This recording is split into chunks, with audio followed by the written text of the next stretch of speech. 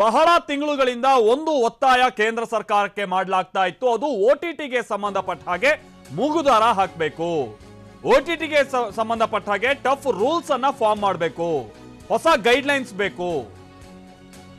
ಅಂದ್ರೆ ಈ over the top ಅಂತ ಅಂದ್ರೆ ನಾವೀಗ ಈ ನೆಟ್ಫ್ಲಿಕ್ಸ್, ಅಮೆಜಾನ್, ಹಾಟ್ಸ್ಟಾರ್ ಈ ತರನ ಅಂತದ್ದು ನಾವು ಆನ್ಲೈನ್ ಅಲ್ಲಿ ಗಮನಿಸ್ತಾ ಇರ್ತೀವಲ್ಲ, ಪ್ರಮುಖವಾಗಿ ಈ OTT ಪ್ಲಾಟ್ಫಾರ್ಮ್ಗಳಿಗೆ ಈಗ ಕೇಂದ್ರ ಸರ್ಕಾರ ಗೈಡ್ಲೈನ್ಸ್ ಅನ್ನ ಹೊರಡಿಸಿದೆ.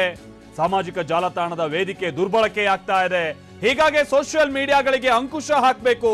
ಟಿವಿ ಚಾನೆಲ್ಗಳಲ್ಲಿ ಸತ್ಯಾಂಶವನ್ನ ಪರಿಶೀಲಿಸುವಂತ ವ್ಯವಸ್ಥೆ ಇದೆ, ಆದ್ರೆ ಸೋಷಿಯಲ್ ಮೀಡಿಯಾ OTTಗಳಿಗೆ ಕಂಟ್ರೋಲ್ ಇಲ್ಲ. ಹೀಗಾಗಿ OTTಗೆ ಮಾರ್ಗಸೂಚಿಯನ್ನ ರೂಪಿಸೋದಕ್ಕೆ ಸುಪ್ರೀಂ ಕೋರ್ಟ್ ಕೂಡ ಸೂಚನೆ ಕೊಟ್ಟಿದೆ. ಕೇಂದ್ರ ಕಾನೂನು ಸಚಿವ ರವಿಶಂಕರ್ ಪ್ರಸಾದ್ ಈ ಹೇಳಿಕೆಯನ್ನ ಕೊಟ್ಟಿದ್ದು, ಹೊಸ ಗೈಡ್ಲೈನ್ಸ್ ಅನ್ನ ಇದೀಗ ಬಿಡುಗಡೆ ಮಾಡಲಾಗಿದೆ. ಏನಿದೆ ಆ ಗೈಡ್ಲೈನ್ಸ್ ನಲ್ಲಿ, ಏನ್ ಕತೆ, ನಿಯಮಗಳು ಏನೇನಿರುತ್ತೆ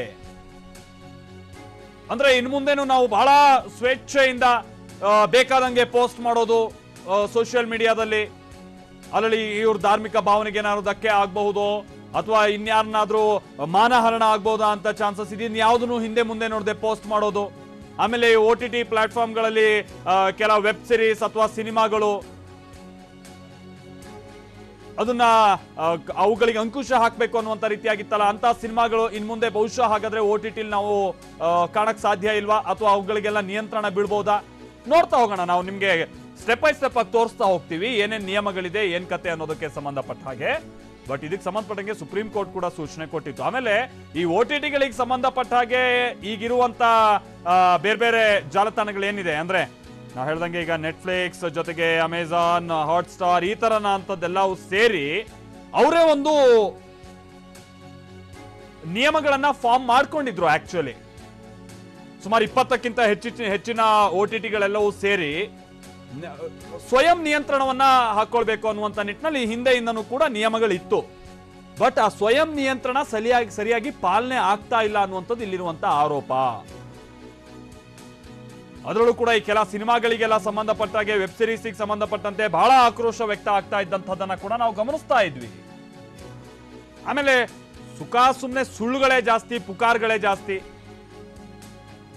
ಒಂದು, ಆಕ್ಷೇಪಾರ್ಹ ವಿಷಯಗಳನ್ನ 24 ಗಂಟೆಯಲ್ಲಿ ತೆಗೆಯಬೇಕು. 2, ಮುಖ್ಯ ದೂರು ಸ್ವೀಕಾರ ಅಧಿಕಾರಿ ಭಾರತದಲ್ಲಿರಬೇಕು. 3ನೇದಾಗಿ ನೋಡಲ್ ಆಫೀಸರ್ ಇರಬೇಕು. ಅಂದ್ರೆ ಇದ್ಯಾವುದೋ ಇಲ್ಲ ನಮ್ದು USA ಕಂಪನಿ ಅಲ್ಲಿಗೆ ಹೋಗಿ ಚೆಕ್ ಮಾಡ್ತೀವಿ, ಹಂಗಲ್ಲ, ಭಾರತದಲ್ಲಿರ್ಬೇಕು ಓರ್ವ ಅಧಿಕಾರಿ. ಪ್ರತಿ ತಿಂಗಳು ದೂರಿನ ಅನುಪಾಲನಾ ವರದಿಯನ್ನ ಪ್ರಕಟಿಸಬೇಕು. ಏನೇನ್ ಪಾಲನೆ ಆಗಿದೆ, ಎಷ್ಟೆಷ್ಟು ಕಂಪ್ಲೇಂಟ್ ಬಂದಿದ್ದು, ಅದನ್ನ ನಾವು ಎಷ್ಟು ಹ್ಯಾಂಡಲ್ ಮಾಡಿದೀವಿ ಅಂತ. ದೂರುಗಳನ್ನ 15 ದಿನಗಳಲ್ಲಿ ಬಗೆಹರಿಸಬೇಕು. ತಪ್ಪು ಟ್ವೀಟ್, ತಪ್ಪು ಸಂದೇಶ ಸೃಷ್ಟಿಸಿದವರ ಬಗ್ಗೆ ಹೇಳಬೇಕು. ಮೊದಲು ಪ್ರಚೋದಿಸೋರನ್ನ ಹುಡುಕಿ ಕೊಡಬೇಕು. ಈ ಪ್ರಚೋದನೆ ಕೊಡ್ತಾರಲ್ವ ಬೇರೆ ಬೇರೆ ತರಣ ಅಂತ ಪೋಸ್ಟ್ ಗಳನ್ನ ಹಾಕಿ ಅಂತವ್ರನ್ನ ಹುಡುಕಿ ಕೊಡಬೇಕು. ಕಂಟೆಂಟ್ ಇರ್ಲಿ ಇಲ್ದೇ ಇರ್ಲಿ, ಆರಂಭ ಯಾರು ಮಾಡಿದ್ರು ಅವರನ್ನ ಪತ್ತೆ ಹಚ್ಚಬೇಕು. ವಿದೇಶದಲ್ಲಿ ಏನಾದ್ರೂ ಆರಂಭ ಮಾಡಿದ್ರೆ ಭಾರತದಲ್ಲಿ ಅದನ್ನ ಹಂಚಿದವರು ಇರ್ತಾರಲ್ಲ, ಇದನ್ನ ಪತ್ತೆ ಮಾಡಬೇಕು. ಹೀಗೆ ಸೋಷಿಯಲ್ ಮೀಡಿಯಾಗಳಿಗೆ ಕೇಂದ್ರದ ಕಡಿವಾಣವನ್ನ ಹಾಕಲಾಗ್ತಾ ಇದೆ, ಕೇಂದ್ರದ ಮುಖೇನವಾಗಿ ಕಡಿವಾಣ. ಬಟ್ ಅಗೈನ್ ಇದನ್ನ ಈ ರೂಲ್ಸ್ ಗಳನ್ನು ಕೂಡ ದುರ್ಬಳಕೆ ಆದ್ರೂ ಆಶ್ಚರ್ಯ ಇಲ್ಲ. ಹಾಗಾಗಿ ಇದೆಲ್ಲ ಬಹಳ ನೀಟಾಗಿ ಕಂಟ್ರೋಲ್ ಆಗ್ಬೇಕು. ಯಾಕಂದ್ರೆ ನಾವು ಮೊನ್ನೆ ದಿಶಾ ರವಿ ಕೇಸೇ ನೋಡಿದ್ವಲ್ವಾ, ಟೂಲ್ ಕಿಟ್ ಹಗರಣ ಅಂತ ಹೇಳ್ಕೊಂಡು ಹೋಗಿ ಅರೆಸ್ಟ್ ಮಾಡಿ, ಆ ನಂತರ ಅಲ್ಲಿ ಮೊನ್ನೆ ಸೆಷನ್ಸ್ ಕೋರ್ಟ್ ನಿನ್ನೆ ಅದಕ್ಕೆ ಸಂಬಂಧಪಟ್ಟಂಗೆ ಏನಿದೆ ಇವ್ರ ಮೇಲೆ ಕಂಪ್ಲೇಂಟ್, ಏನ್ ಪ್ರೂವ್ ಮಾಡಕ್ ಹೊರಟಿದ್ದೀರಾ ಅನ್ನುವಂಥದ್ದನ್ನ ಪ್ರಶ್ನೆ ಮಾಡಿದ್ರು ನ್ಯಾಯಾಧೀಶರು. ಅಂದ್ರೆ ಪ್ರತಿಯೊಂದನ್ನು ದೇಶದ ಸಾರ್ವಭೌಮತೆ, ಆಮೇಲೆ ದೇಶದ ಭದ್ರತೆ, ಆಮೇಲೆ ಧಾರ್ಮಿಕ ಭಾವನೆಗಳು ಅನ್ನುವಂಥ ವಿಚಾರವನ್ನು ಇಟ್ಕೊಂಡು ಬಹಳ ಲಗಾಮ್ ಹಾಕುವಂತ ಪ್ರಯತ್ನ ಏನಾದ್ರೂ ಆಗುತ್ತಾ ಅನ್ನುವಂಥದ್ದನ್ನ ಕೂಡ ನಾವಿಲ್ಲಿ ನೋಡ್ಬೇಕಿದೆ. ಯಾಕಂದ್ರೆ ಅದು ಕೂಡ ಒಂದು ವಾದ ಇದೆ, ಎಲ್ಲದನ್ನೂ ಕಂಟ್ರೋಲ್ ಮಾಡೋಕೆ ಹೊರಟ್ಬಿಟ್ರೆ ಏನ್ ಕತೆ ಅನ್ನುವಂಥ ರೀತಿಯಾಗಿ.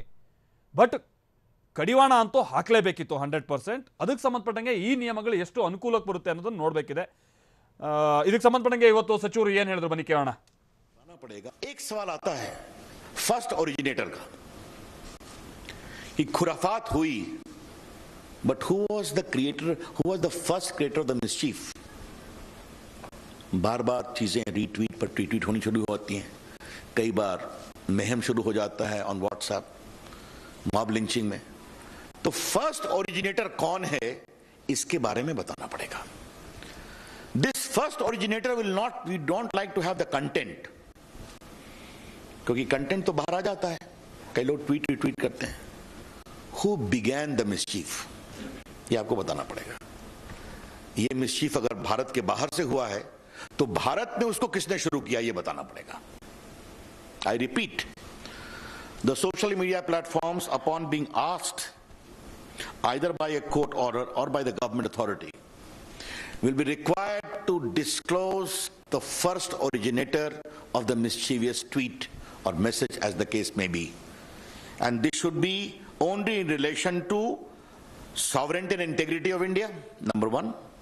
Number two, security of the state, public order, relations with foreign states, or rape, sexually explicit material, etc., etc.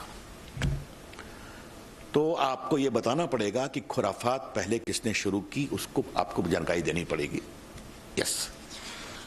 एक अंतिम बात आपको बताना जरूरी है कि आपको रिमूव करना पड़ता है अपने, आपका हर ट्वीट हटा देते हैं, आपका फेसबुक से एंट्री हटा देते हैं.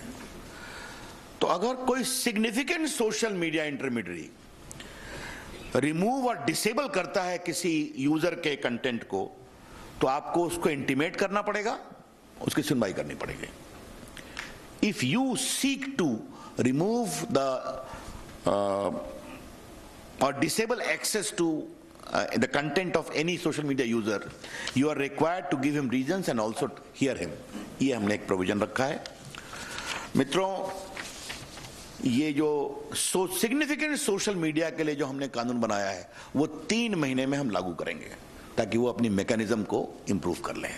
We'll be giving a window for 3 months for significant social media, and the rest will come into effect from the day the rules are notified.